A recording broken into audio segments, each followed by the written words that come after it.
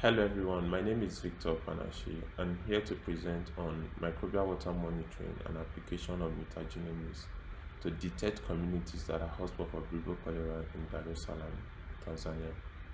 This project was carried out in 2024 summer under the University of Arizona College of Public Health Global Health Institute collaboration with MUHAS.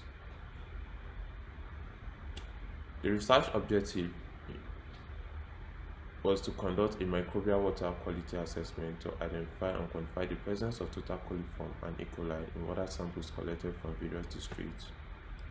Also to compare the relative frequency and distribution of total coliforms and E. coli across different water sources and districts, and to carry out a polymerase chain reaction and DNA sequencing to identify strains of Vibrio cholera and to compare the strains of positive cholera identified from PCR with DNA sequencing in order to determine the effectiveness of the two detection methods.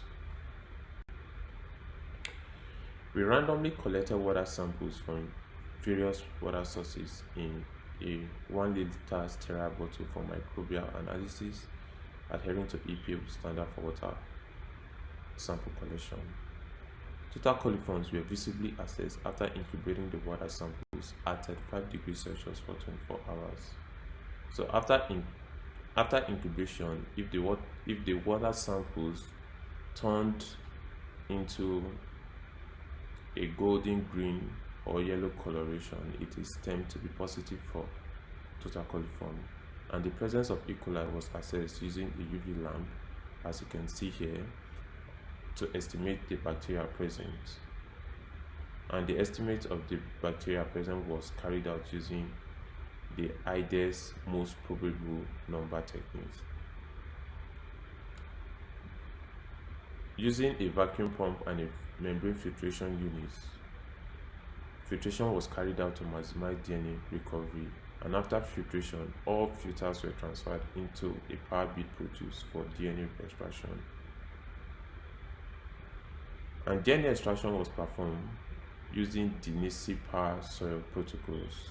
After subsequent DNA binding and washing steps, elution was done in an elution tube and samples were stored in a -80 freezer for future DNA sequencing.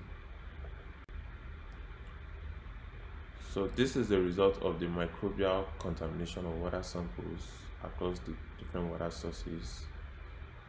So in general, we collected 239 samples, but 160 samples were assessed for total coliform and E. coli. For total coliform, 107 out of the 160 samples were positive for total coliform, representing 66.9% of the whole samples, and 40 out of the 160 samples, representing about 34%, were positive for E. coli. So this is the percentage of positive coliform and E. coli across districts, and the highest proportion of positive total coliforms and E. coli were observed in Kinondoni district, with about 97% of the sample testing positive for total coliform and about 84% of the sample testing positive for E. coli. So this is Kinondoni district, and the lowest proportion of positive total coliforms and E. coli were observed in Temeke district. This is Temeke district, where 53.3% of the sample were positive for total coliform and 8.3% were positive for E. coli. So in preparation for DNA sequencing, we carried out DNA extraction, and we quantified the DNA yield by district and also across water sources, and in total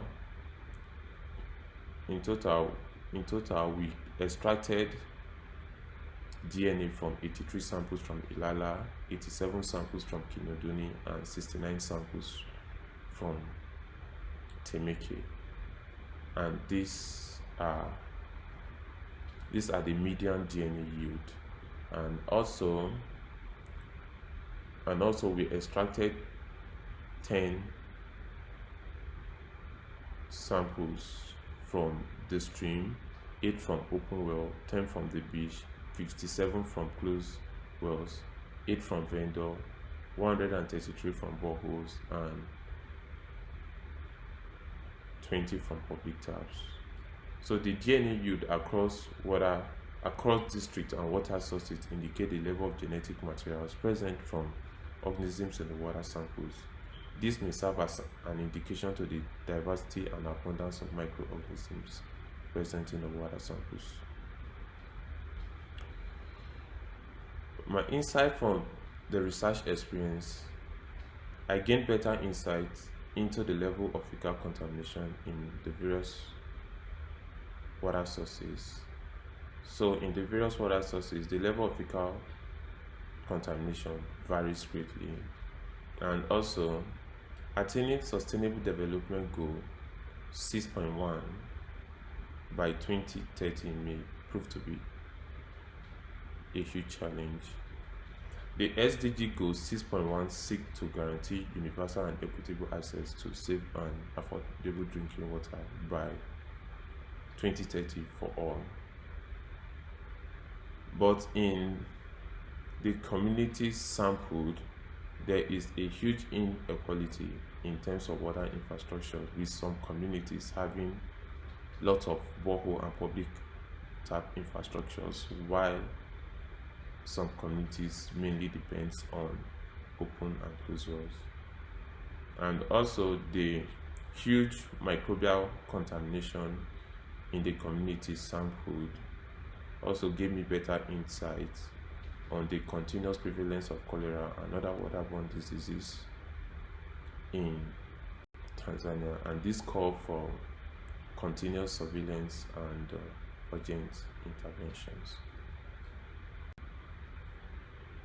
Thank you. And the next step is to conduct a DNA sequencing and polymerase chain reaction to identify strains of Vibrio cholera in the water samples and other microbes present in the water, and also to compare between positive cholera identified using PCR and that of DNA sequencing to track false negative and positives.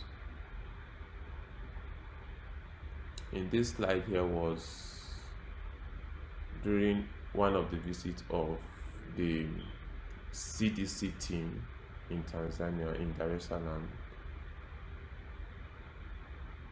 and this was me going to the field to collect water samples from the beach. Thank you.